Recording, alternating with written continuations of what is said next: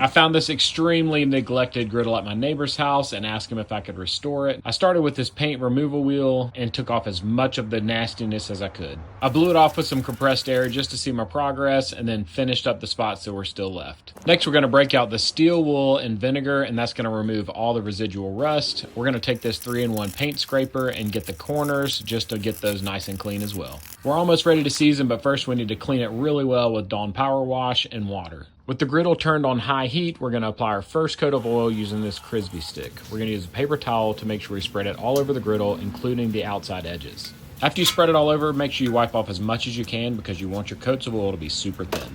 The griddle's going to start to smoke, and as soon as the smoke starts to fade, it's time to add a second coat. There are lots of compounds you can use for seasoning your griddle, but you can also just use any high temp oil. I'm also using a propane torch to make sure the edges and the corners get nice and seasoned too. I repeated this process about 6 times until the surface was nice and dark.